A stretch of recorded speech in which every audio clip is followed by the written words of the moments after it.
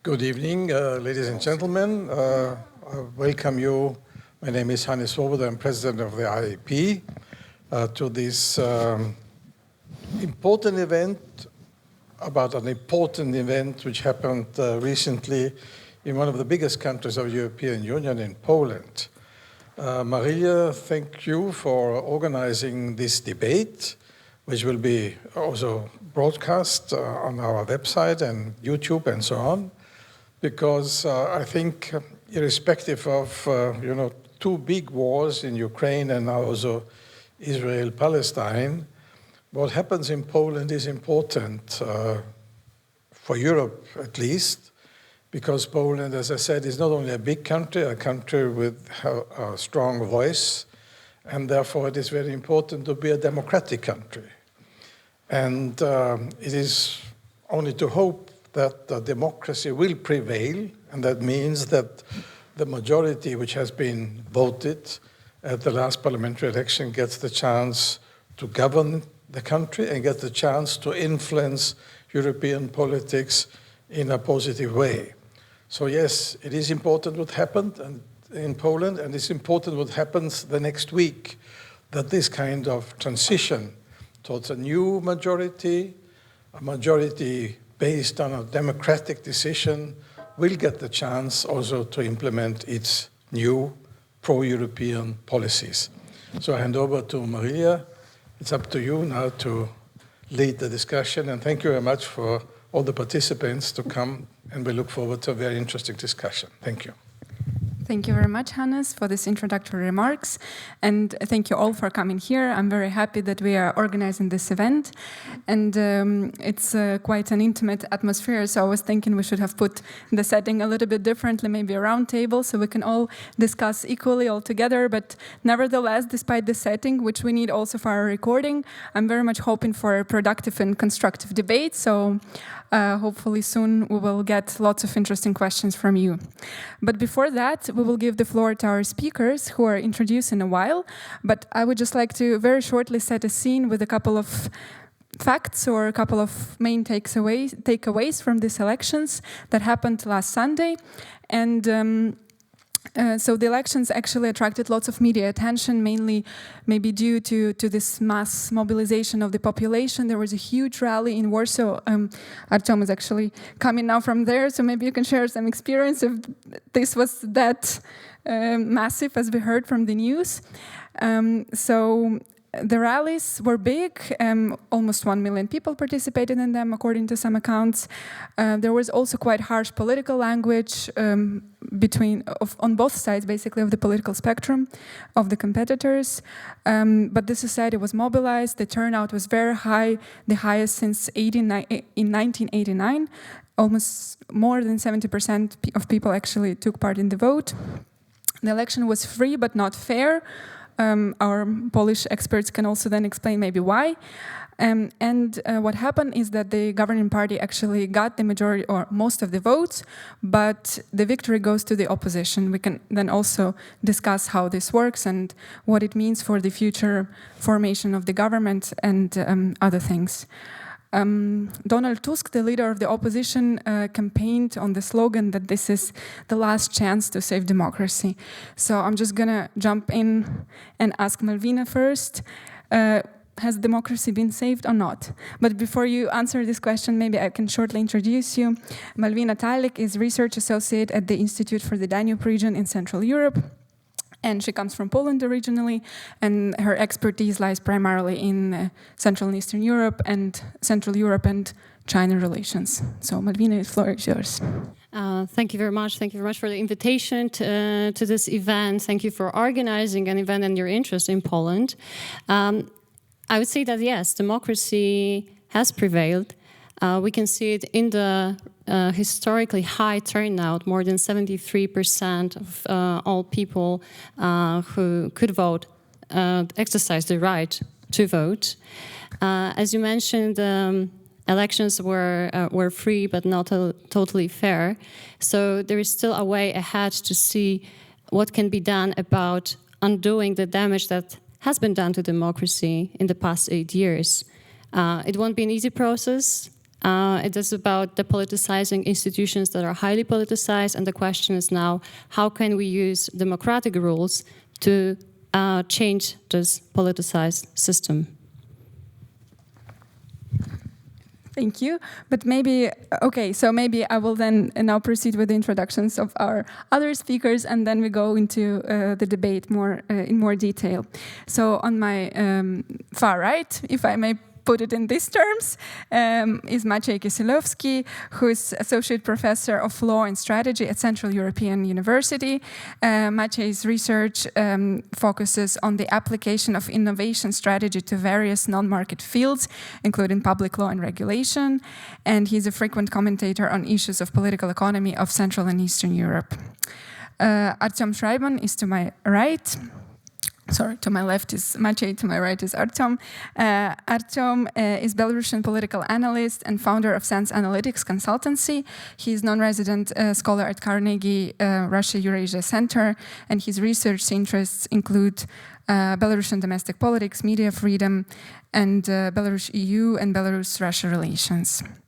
And the last but not least is KHYLKO. KHYLKO is a researcher at Comenius University in Bratislava.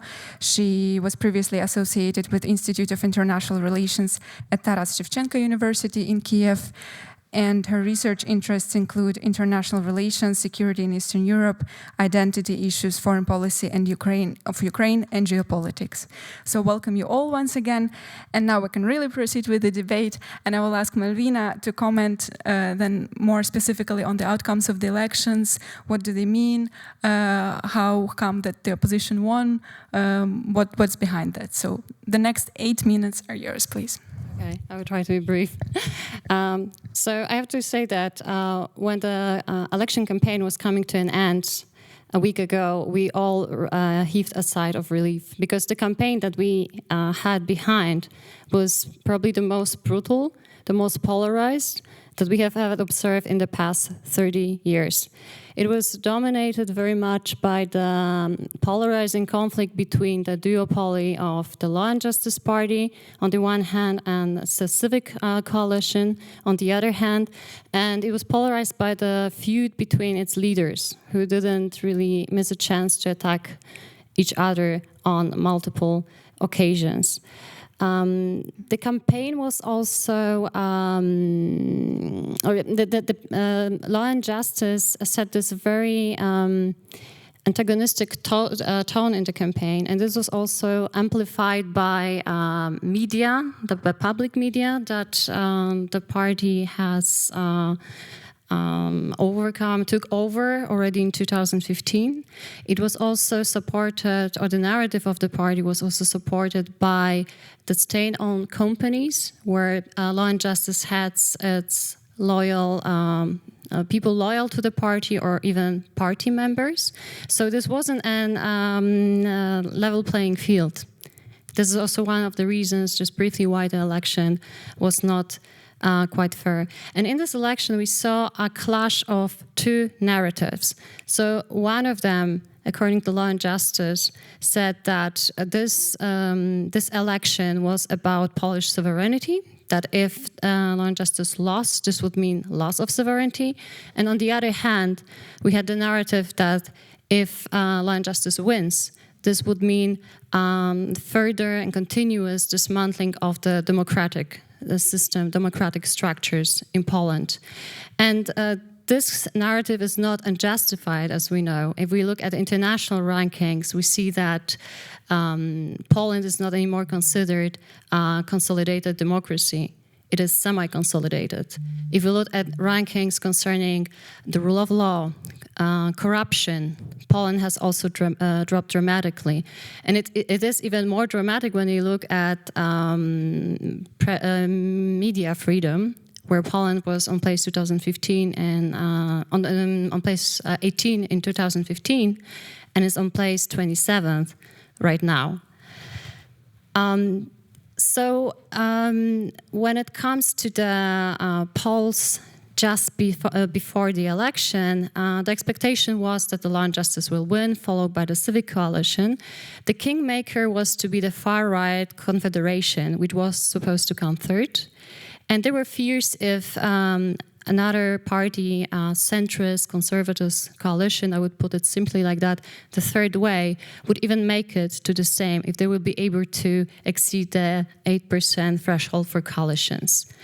Then the election day came, and with the results, there came also very many surprises. The first of them was the turnout. The second of them was the very fact the Confederation performed really poorly. And the third way performed really well beyond the expectations. As expected, the civic and the law and justice won, but without majority. And with Confederation performing that poorly, it was clear that they will not be able to form a government in the future. So in fact, yes, they won the elections, but they also lost them.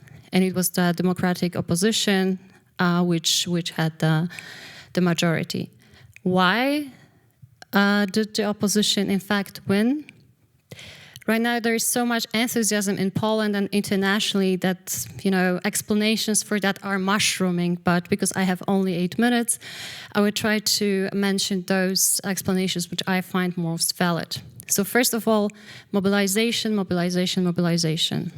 All parties, all law and justice and the opposition parties really knew that they have to mobilize their whole electoral base, and also people who are undecided, because very many voters were undecided.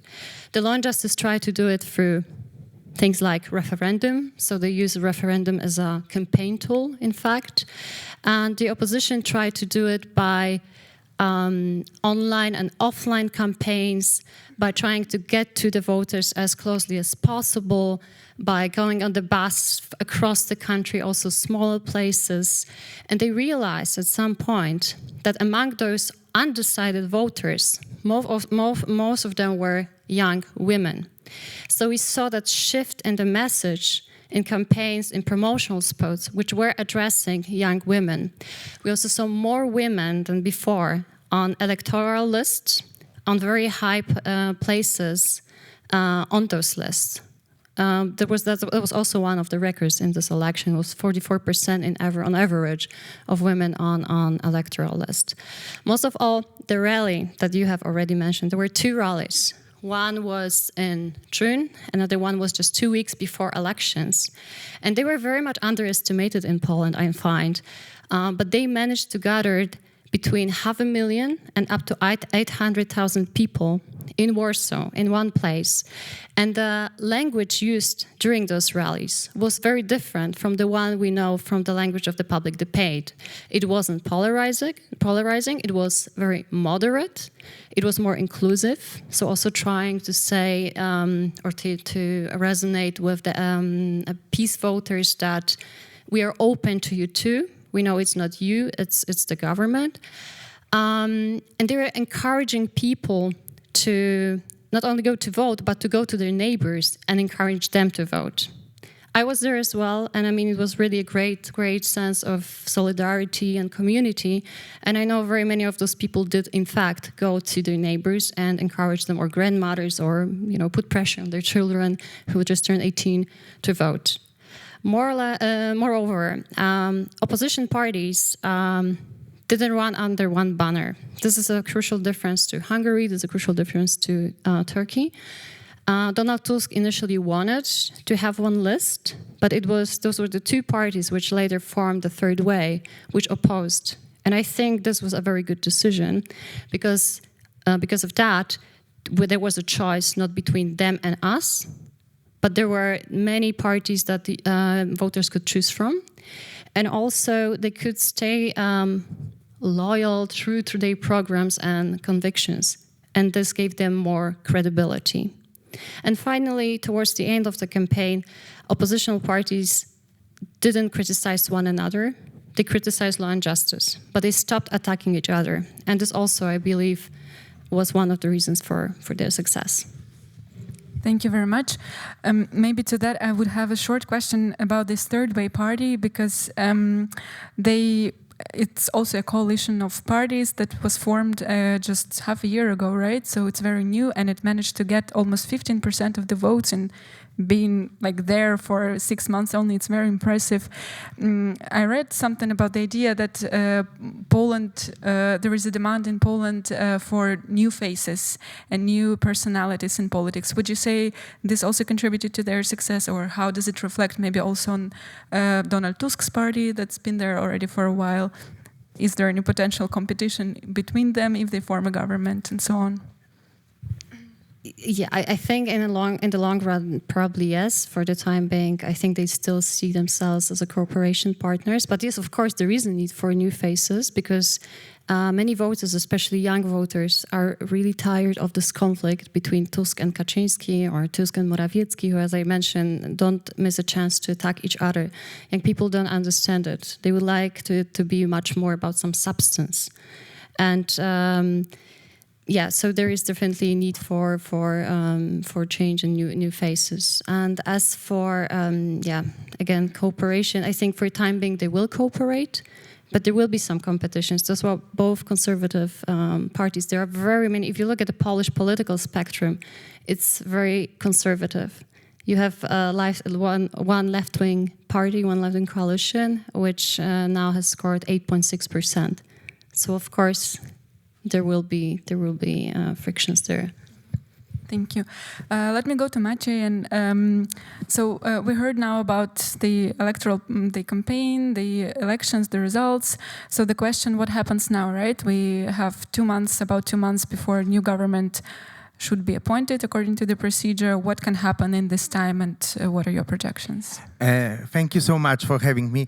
I might start by maybe disagreeing with my colleague on certain ways of interpreting this campaign. I recently wrote on the topic that you mentioned, what happens next, an analysis on Verfassung's blog, and I actually started from quoting an observation by Michael Meyer-Resende from Democracy Reporting in Berlin, who very perceptively observed that commentators, journalists, us experts have very big trouble making sense of slowly consolidating authoritarian regimes like Poland under Jarosław Kaczyński, because they are not the kind of 20th century style of coups with tanks on the street, but they proceed very slowly. You know, they kind of boil the frog very, very slowly, and the frog is us, the citizens. We miss the fact that in describing what happens in those regimes, we are inadvertently using the frameworks from our democratic politics. And I very much think it's a good observation, and we need to take it to heart. And I would argue that the campaign that happened, first of all, the election that happened was not I wouldn't call it not totally free, but not totally fair, but totally unfair. This was almost grotesque. The estimates of the campaign expenditures, when you take into account all the de facto spending by the government, the time of that they had on the public media, is 20-30 to 1. This is unheard of in any country that we think as like a working democracy. You know, I will leave that on the side, the notion of consolidated democracy, because as we know from Adam Przeworski, consolidated democracy is a political system in which all parties accept democratic rules of the game. Yes, in words of my compatriot from NYU, is a system when democracy is the only game in town. Under this definition, Poland clearly hasn't been a consolidated democracy for decades, because at least since peace came to power or came to being in mid-2000s, it consistently challenges the democratic rules of the game. We just don't want to see this, or we didn't want to see it until it was very, very late. Fortunately, not too late. So it's not even about consolidated democracy. Even now we are not a consolidated, even if Tusk does take over power under that classic definition, we will not be consolidated democracy because we still have the major opposition party that if they come to power, they will come back to the authoritarian path on day one. We need to be aware of this, that this is still a crisis of democracy, and until we will be able to have a conservative party that accepts democratic rules of the game, we can't, no matter what the rating agencies or NGOs say, we can't, with clear conscience, call this a consolidated democracy. But it wasn't even a working democracy during this campaign. We had public media whose hateful propaganda, in the eyes of many heroes of the solidarity, exceeded the propaganda of Jaruzelski's regime in the 1980s. We had vile attacks on Donald Tusk to say that there was mutual animosity. I didn't see. This is not how I see this. There were personal attacks of Tusk being a traitor, being a member, or being an agent of Germany with complete zero evidence. Yes, there were hundreds of times, for example, that the so-called public TV took two words from a long speech that Tusk once gave in German. The two words were "for Deutschland." Yes, and there were monitoring groups. They were counting how many times the public TV just repeated the Tusk saying "for Deutschland." It was hundreds of times. Can you imagine this in a European country? Of course, needless to say, completely out of context. He was just saying that something was, for Germany, good for Germany, or whatever. Like, this was just a sentence where he used those two words together. Yes, and this was repeated hundreds of times. Yes, we had a situation in which the government organized full all-you-can-eat buffets, hundreds of them, for governmental funds, not from campaign funds, to promote, supposedly to promote their, social welfare program, 800 plus. We had a situation in which on the last day, the government used once again, after it was caught in 2019 by remaining independent journalists to, using Pegasus to spy opposition, including, an opposition Senate member in his bedroom. Yes, and once again, the secret recordings, illegal recordings, were used in the campaign. We had a situation in which. Yes, I know. I actually have my stopwatch here, but I think this is really important, even more important than what happens next. Like we need to understand this was nothing like a European, like a campaign that from Western Europe. It had nothing to do with this. There was very, very significant risk, in my opinion, of violence. We remember that exactly after the similar type of vilification, late mayor of Gdańsk, Paweł Adamowicz was knifed down in the middle of in front of thousands of people and killed by some fanatic who was indoctrinated by the public TV. So this was not normal. This took unbelievable amount of heroism. Like, we know that in the writings, literature on electoral authoritarianism, we say that authoritarian regime in electoral authoritarianism can be defeated, but it takes heroism to defeat it. It's not in a normal process when, okay, you need to take an effort to win election in any country, but it's not normal in democracy to take heroic effort. Yes, and my sense, watching the campaign, watching people campaigning, was that it really took heroic effort, amazing personal risks taken by all the leaders. And the last thing I would say is that I don't think it could have happened without Donald Tusk. And just to prove that I am not just saying it exposed, I actually wrote a commentary in Politika. You can check in July 2021, 2 years ago, that Politika, not me, very funnily called "Why Grumpy Old Men Will Save Politics," where I said that there is something about what I called veteran insiders. Lula in Brazil, Biden in the US, and Tusk in Poland. This was written before Lula prevailed, and I made a claim in 2021 that all of those three men will prevail and they will win precisely because they are veterans, precisely because they see their role as transcending normal politics, as kind of an effort for the soul of the nation, to use Joe Biden's words. And I think all of them had this sense of a broader mission, and that allowed them to take, that encouraged them to take risks. And so I think that this was absolutely essential.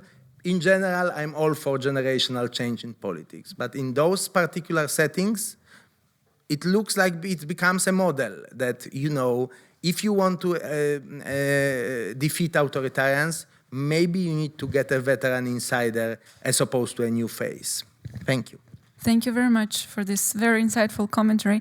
Maybe a short follow-up on these next 2 months before we have a government in Poland. If you can just outline major risks or major, I don't know, points that we should watch for. Yes. So first of all, the president will for sure delay. And he can delay by as long as 2 months. So we need to understand that that the moment when Donald Tusk becomes prime minister will be most likely around Christmas. If things go well.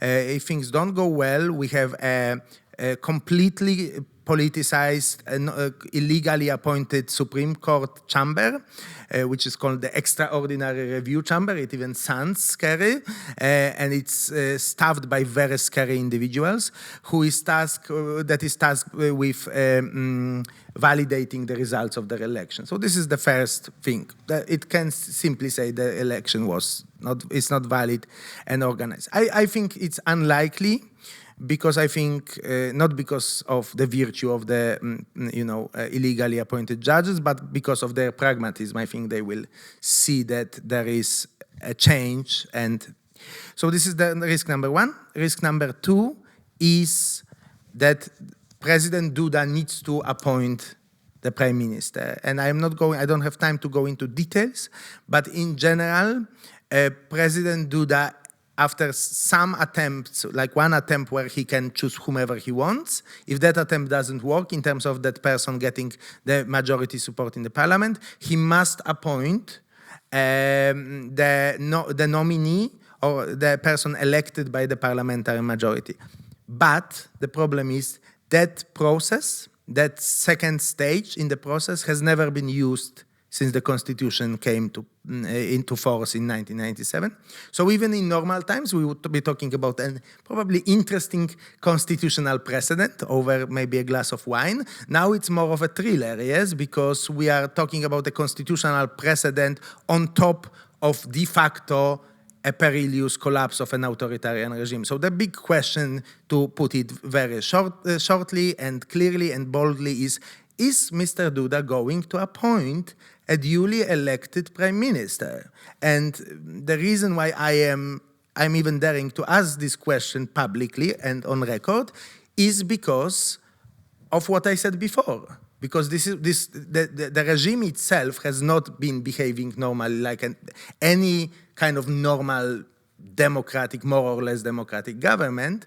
And Mr. Duda in particular is known to break that specific constitutional duty. If you follow Polish democratic crisis, you know that that's how it started, with Mr. Duda failing to appoint duly elected constitutional court judges. This is exactly an analogous situation. And let's hope this time President Duda chooses the right way. Let us now to go a little bit out of Poland, but still stay with Poland and talk a bit more about Poland's role in the EU, to which we maybe come back a bit later, but also about Poland's role with regard to its eastern neighbors, namely Belarus and Ukraine. This has been a very important country for both of these countries. For Ukraine, after the invasion, Poland has been the center of the EU effort, and on its own, it has done really a lot for Ukrainians, for the refugees that came from there. So I would like to ask OLENA to enlighten us a little bit about the Polish-Ukrainian relations. As I understand, they haven't been that easy, even if it looks very friendly right now, but it might not necessarily always be the case.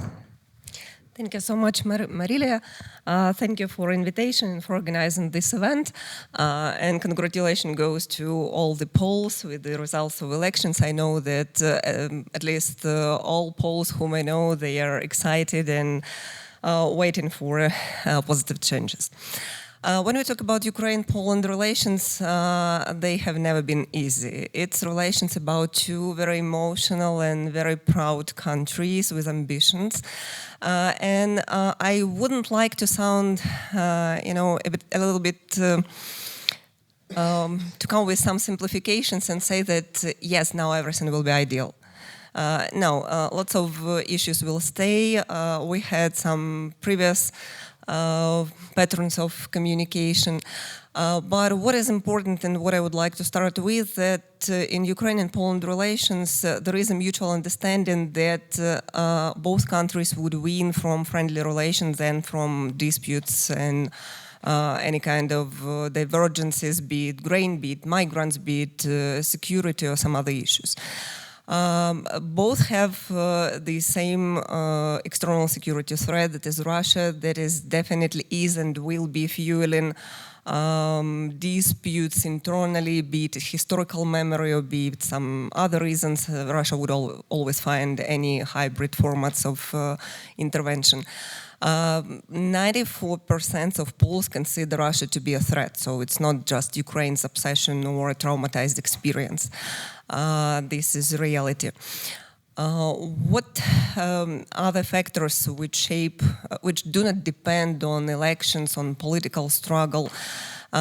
This is for sure migration issues. I mean, the refugees whom Poland hosts, for now it's about 3 million people, Ukrainians staying in Poland. Not all of them are refugees. Roughly half of them came before the war.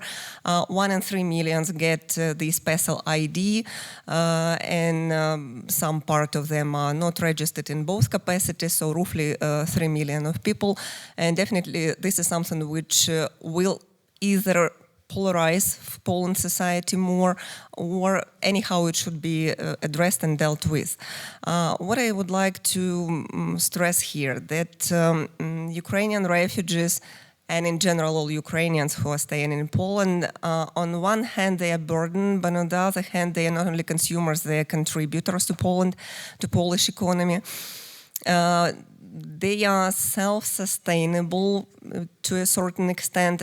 During last year, about 20,000 of private entrepreneurial companies was created, and that is about 67% of all foreign business operating in Poland nowadays. That's pretty impressive number, I guess. These 20,000 of private entrepreneurial have employed about 1,000 people. That is also pretty impressive. According to Deloitte estimations, which was done last autumn, so we have some reservations now, Polish economic growth due to the result of the influx of these Ukrainian refugees will be from 0.2 to 3.5%. That means that this number would exceed that aid which was granted to Ukrainian refugees by Poland. So I mean that it would be great if these messages are correctly communicated to the society. Just to avoid further polarization, the society is very hot now after the elections, and these issues will be on the agenda. Grain crisis, well, how it was framed or shaped, I wouldn't even name it a crisis. I would say it's a competition that will take place.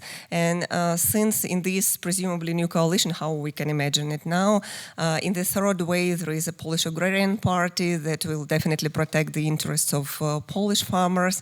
And this issue was also raised during the election campaign by a civic coalition. So it will stay. It will not be that painful and that brutal how it looks like now, but this competition will take place, and it will deal not only with wheat or corn or rape or some other cultures, it will also deal with some other items of food industry, because Ukraine is approaching the European Union, and when the accession negotiations on accession takes place, these issues have to be negotiated. But it's a normal process, and every country who had aspirations of joining the European Union has passed through that.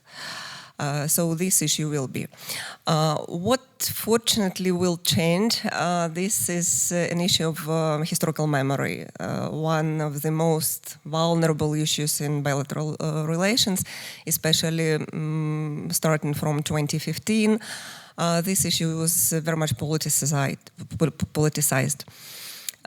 Hopefully, now this issue will be taken from the political agenda, at least when we look at the situation which was prior to 2015.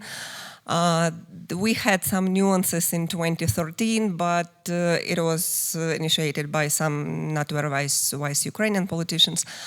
So hopefully this will change, or at least depoliticized.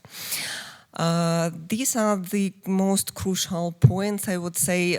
So I would repeat again that in terms of security, Ukraine and Poland are important for each other. Poland for Ukraine is an important logistical hub for providing military assistance. Again, returning to Jerzy Giedroyc's phrase, which is liked in Ukraine very much, that there is no free Poland without free Ukraine, and there is no free Ukraine without free Poland. Actually, this mutual security interdependence will affect our relations, and I believe and hope that both sides will not lose trust within these relations and will realize how important, what is at stake actually. So this would be my initial introductory remarks. Thank you very much, Olena. I will now move to Artyom and ask you to tell us more about the Belarus-Polish relations and the policy of Poland towards Belarus and towards Belarusian citizens that are now actually, many of them are now not living in Belarus. They had to leave, and many of them are also residing in Poland. You're also one of them. So whether there is some changes could be expected from the new government if it is formed, and when it is formed. Thank you, MARYLIA, but I will start with the March impressions, because I live in Poland, I reside in Warsaw right now, as all Belarusians who still freely speak about the domestic agenda and Belarusian politics. And I actually was late for the barber shop because of the march, because I didn't consider that the march would be that long, that it will, be from the center of the city, that it will be so, stretched to where I live. And so I simply drove my car and just, got stuck. I had to leave the car behind and just walk then, like for 15 minutes or so. And while I was walking, like crossing the march route, I got a lot of flashbacks with Belarusian protests of 2020, actually. Completely different situations, obviously. And as much as I understand the departure of the peace government from the normal democratic... Peace means is Law and Justice Party. Peace is Polish name for the Law and Justice Party. Yes. So it's PIS. So Law and Justice Party, of course, departed from many democratic standards, but that, I mean, on the scale of democracy versus autocracy, I mean, comparing to Belarus, there was still a far, far long way to go, obviously. But when I was in the middle of the march, I mean, obviously the endless march, whenever you look left or right, you didn't see the ending of the column, just like in Belarus in 2020. The symbols are pretty similar, white and red flag of Poland and white and red and white flag of independent free Belarus. People were very, cheerful, in a way, joyful, and this sense of moderation that my colleagues spoke before, it was actually in the air. There was no hate in the slogans and everything. The only palpable difference was that the police people guarding the rally were visibly sympathizing with the people who were marching, unlike in Belarus where they were beating them. Now coming back to the Belarusian-Polish relations, I would say that Poland has been and likely will remain the most active EU member with regards to Belarusian politics, to the degree the Belarusian policy exists, because this is also a debatable question. Because increasingly Belarusians tend to be seen, justly or not, as the same basket, same case as the Russia problem, like the component of the Russia problem.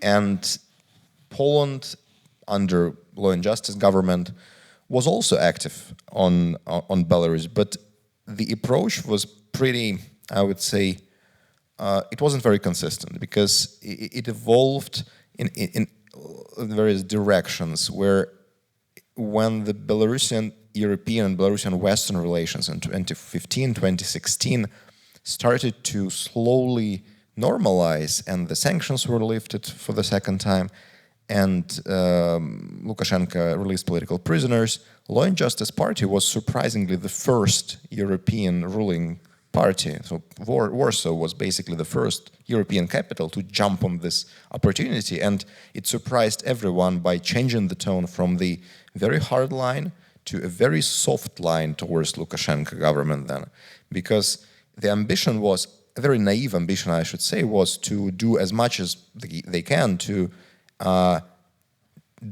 separate Belarus from Russia, as though it is in the hands of the Polish politicians. I remember in the mid-2016, Polish members of parliament representing the ruling party then were the first ones to came and to establish the formal contacts with Belarusian parliament, which is not really parliament. And they broke the unspoken taboo of the European Union of not dealing and not recognizing Belarusian parliament. So it was Law and Justice who first did it. And only then Lukashenko held another parliamentary election and allowed 2 opposition members into the parliament. And then sort of other countries followed Poland, but Poland was the first, sort of the first, advocate of this thaw in relations. Just a short question. Do you think that those Polish MPs could have encouraged Lukashenko to accept those independent candidates or not? I have no evidence to think of this, but they definitely encouraged the idea in ruling circles in Minsk that you can do some superficial rhetorical concessions, and for some politicians in Europe it will be enough. And they immediately come, and they were interested in their usual sort of historical, cultural issues that usually preoccupy Law and Justice Party, and they immediately start restarting dialogues with the Belarusian authorities on these cultural, historic issues, which is not bad, but this was their priority, visibly, that they were trying to unfreeze relations for the purpose of maybe getting some access to archives, improving the condition of the Polish minority in Belarus, things like this. I mean, all pretty good objectives to have, but this was an unusually democracy-free sort of conversation. Polish government did not raise human rights at the forefront of their dialogue with Lukashenko before 2020. 2020, of course, changed everything. And then the Belarusian participation, de facto participation in the war, the fact that Belarus became a co-aggressor, also changed a lot. And Polish government, run by Law and Justice, immediately shifted to the other extreme. It became the hardliner, justified on many accounts, because Belarusian regime in its turn started a very dirty anti-Polish campaign, not just of propaganda, but of persecuting Polish minority, targeting Polish activists, closing down Polish schools, destroying cemeteries of the Polish soldiers, which is just simply ugly. So obviously all of this triggered Law and Justice Party to their core, because this is what they are fighting for. So Poland became one of the most stringent critics of Lukashenko in the recent years, and advocates of the most toughest sanctions against Minsk. So whenever the new sanctions are discussed, it's two countries, Poland and Lithuania, who demand the strictest ones, and then the other countries may be somewhere on the spectrum. And still Poland had and will continue to have a very potent, small but potent diplomatic team in Minsk. Despite all the cuts, these people are still able, and people with the Polish MFA, who are career diplomats, are not political appointees, are still able to speak to Minsk and to speak to various Belarusian officials. And I think this is likely to continue, and this will lead me to another point that I want to make, and with which I will wrap up.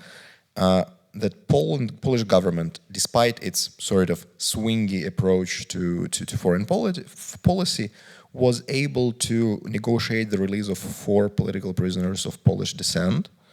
3 of them left Belarus for Poland. This was the condition for their, release. 1 is still in Belarus, and they're still discussing, let's say, covertly with certain, pauses, the release of the most famous Polish political prisoners, Andrzej Poczobut. And I think that these efforts will continue under the Tusk government, because there is nothing in the Polish political landscape, as I see it, that would, prevent any Polish government from this pragmatic dialogue on hostages release, basically. At the same time, I wouldn't expect major changes on anything else coming, initiatively from Warsaw. Simply because there are so deep disagreements between, the gap between the two sides is so deep, and Minsk is no longer perceived as an agent, in a way, like as a completely, self-reliant, autonomous agent with whom you can communicate without taking into account what Moscow thinks. And this sort of curbs the potential for any dialogue, because if you don't believe that the person in front of you has enough agency, you sort of don't trust whatever he says, regardless of whether he is a trustworthy person, because you need to always filter: is Lukashenko saying this because Putin asked him, or what is going on here? And so I think that Tusk government will probably be waiting for Minsk to do any new steps to react, and I think that, of course, the baseline scenario that none of this will happen in the foreseeable future, that simply Minsk will continue its anti-Polish line. However, there is the low probability scenario, which I should also put on the table and mention. Lukashenko actually endorsed Tusk. Of course, nobody noticed, but it happened in a very weird way. He called the Law and Justice Party the pro-American stooges, while he called the Tusk a more pro-European politician. And therefore, he hopes that his approach would be less Euro-Atlanticist and more sort of based on the common European interests, as Lukashenko sees it. And this interest, in his mind, mean more dialogue with Minsk.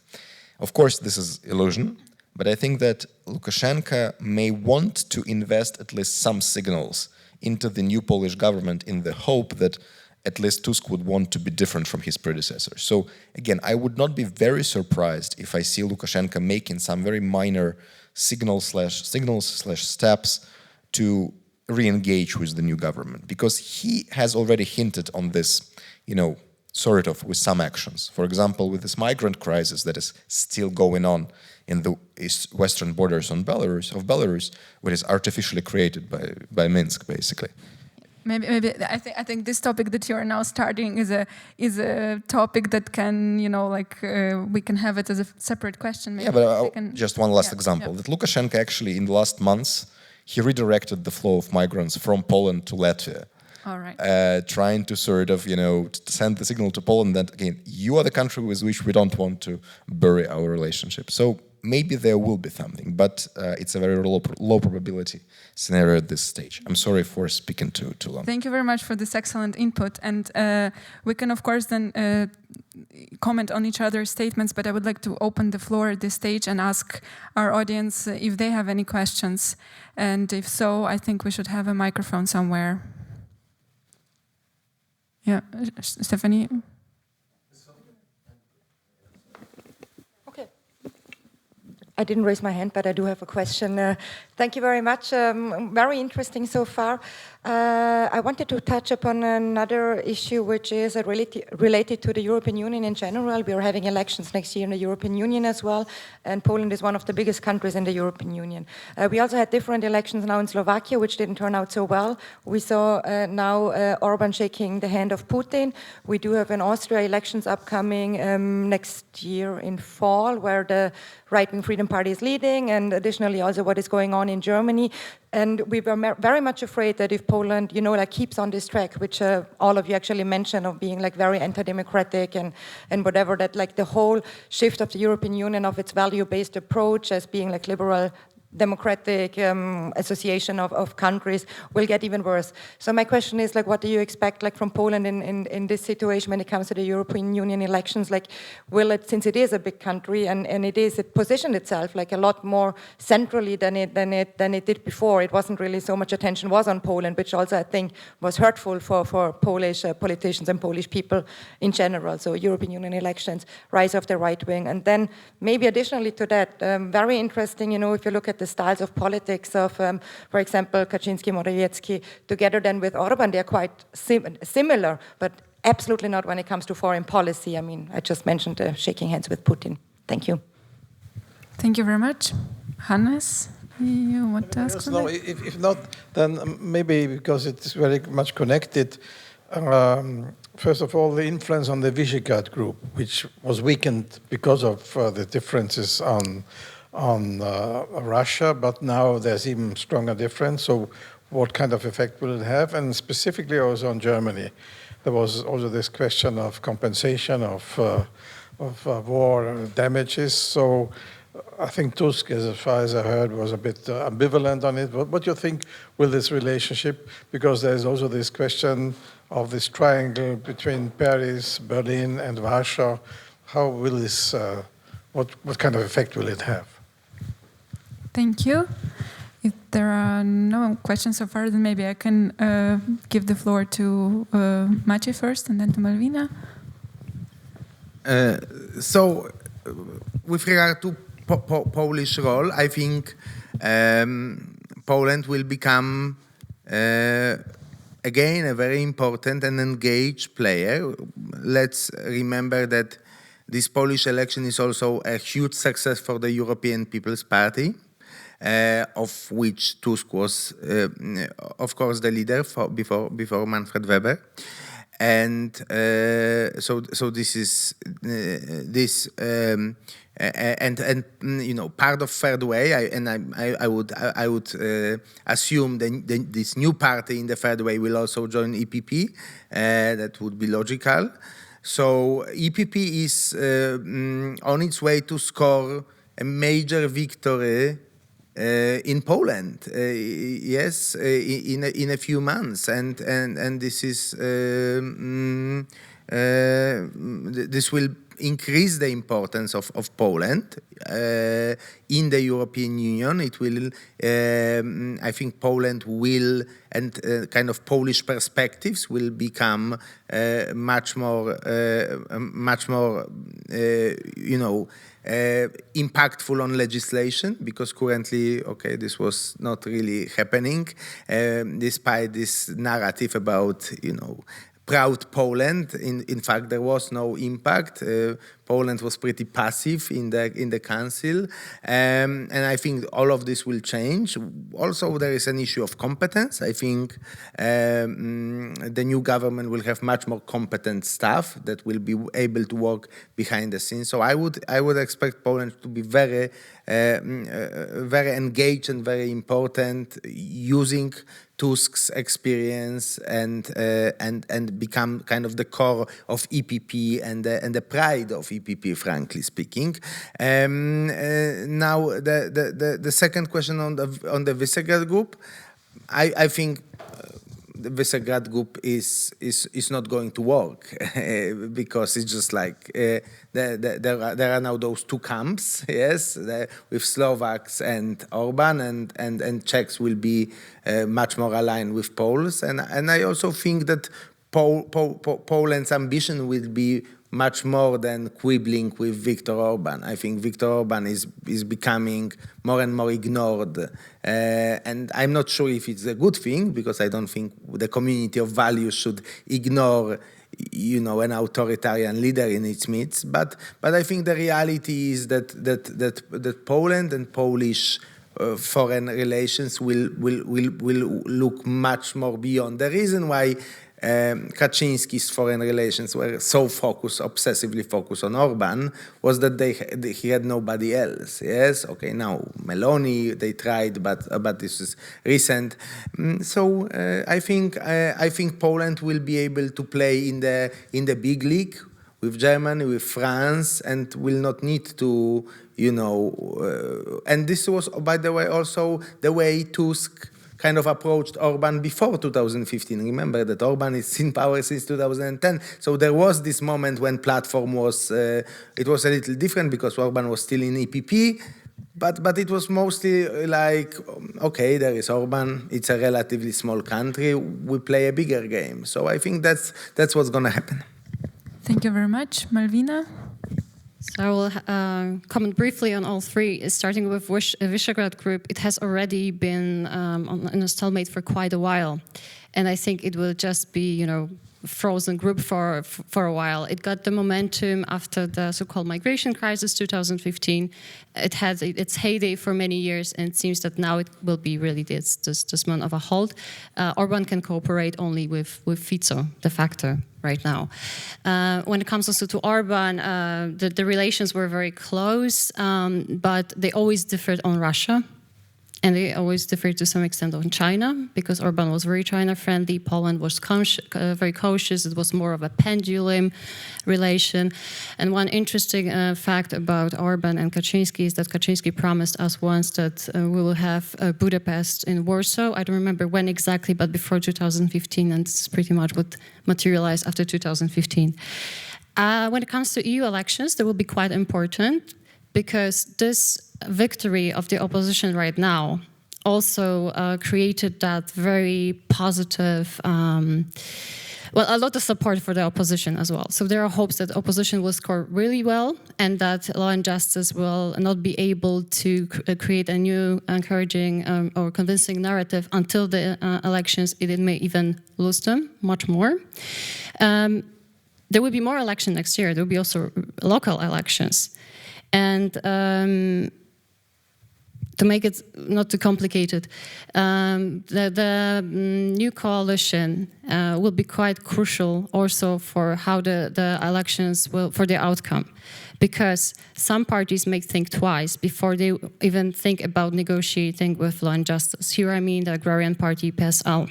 Because if they do, or if they even negotiate, their voters may feel betrayed, and they not vote for them in the regions, or they not vote for them in the European elections. We should also keep in mind 2025, Poland will be holding presidency in the EU, and this will be a moment also to come back with a new convincing narrative and to emphasize this new position of Poland as an important player. And as for Germany and retributions, this topic was very much present in media a year ago, and to be honest, I believe it's going to be a leading topic in the campaign. It didn't materialize that much, but it was still present. It's true true that Tusk is very ambivalent, but I think there are so many issues right now that this will be out of the table for a while.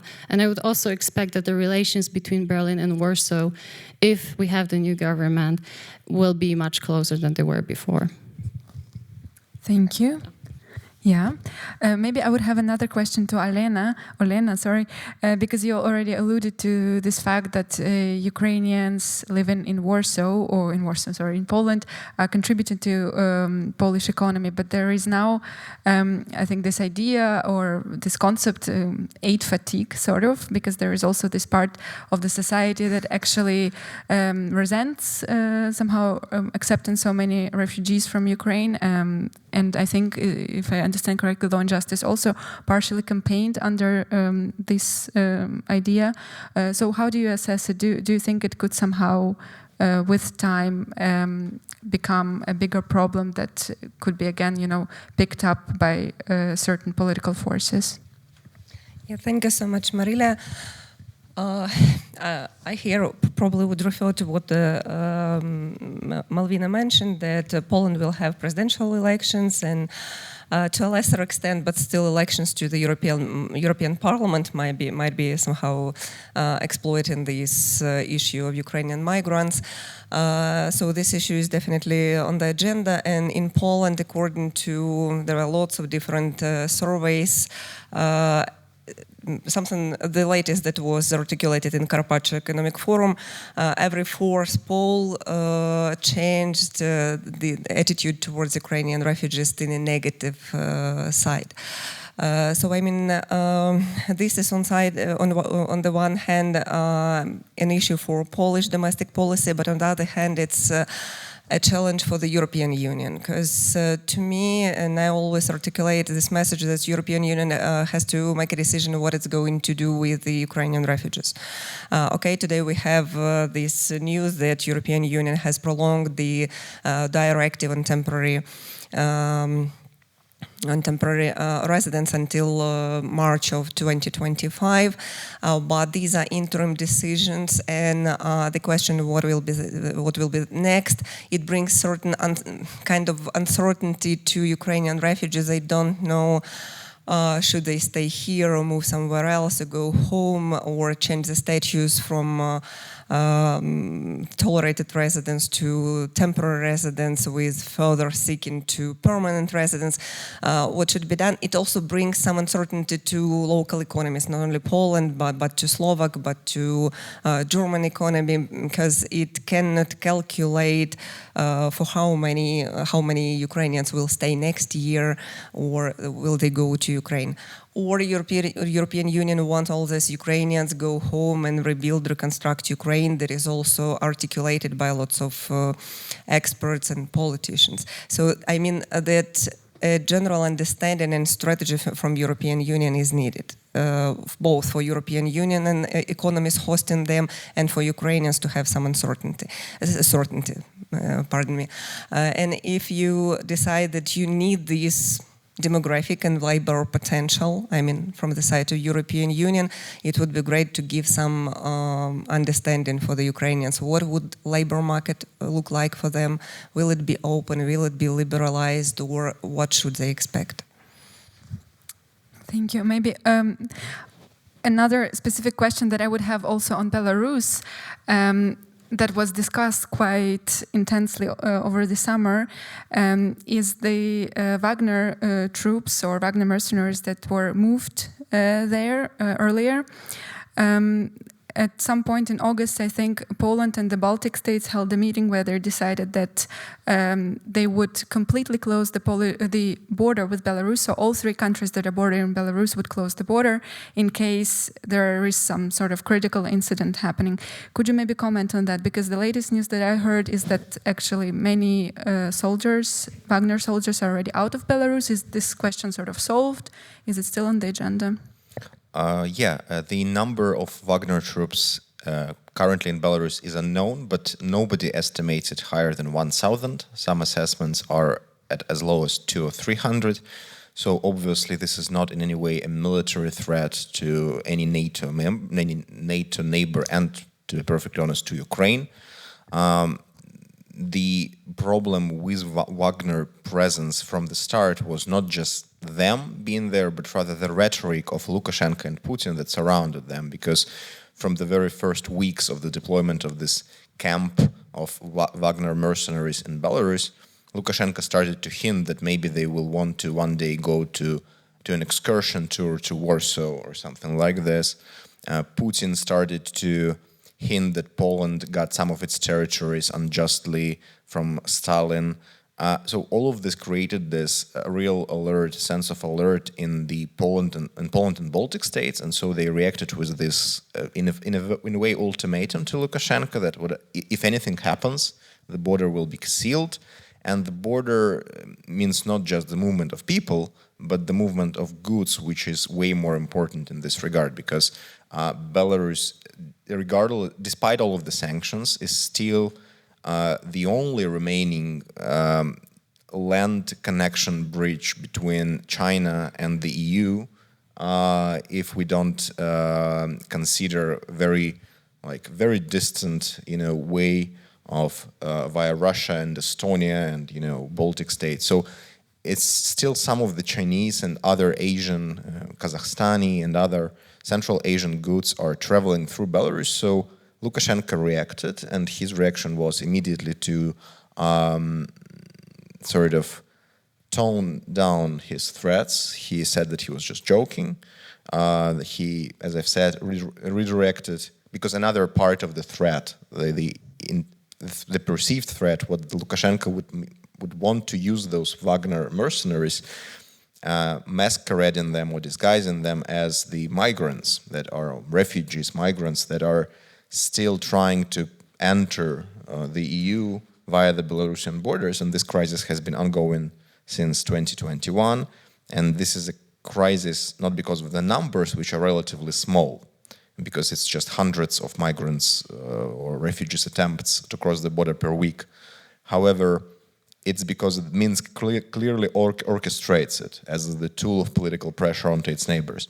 So Lukashenko also reacted to this by diverting the major, concentration of this migrant crossing attempts from Poland to Latvia, as I've said. And this was also a sign that his position is not to anger Warsaw to the brink, because he realizes that this last remaining open checkpoint at the border between Belarus and Poland is something that matters to China, is something that matters even to Russia, to Kazakhstan, to other important partners, and he doesn't want to lose it.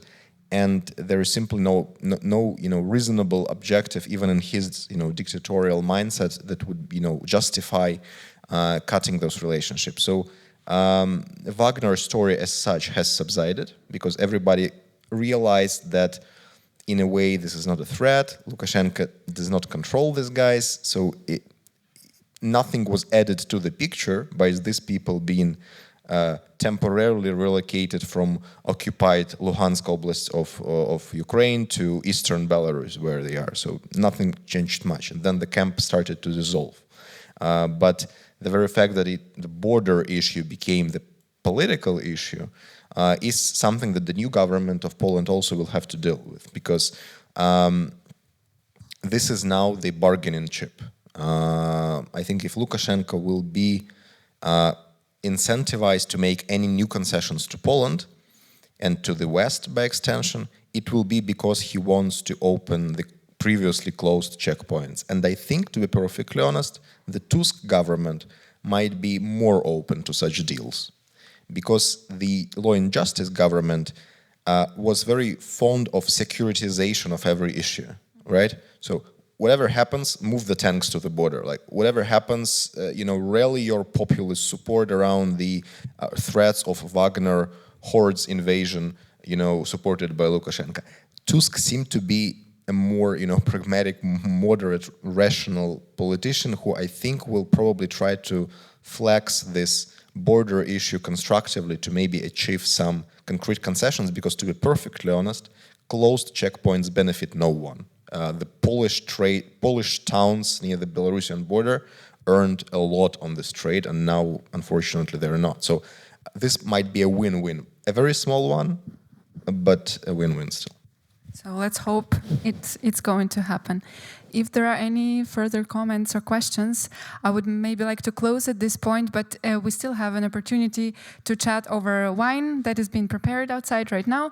So thank you all very much for coming here. We discussed a lot, we covered a lot.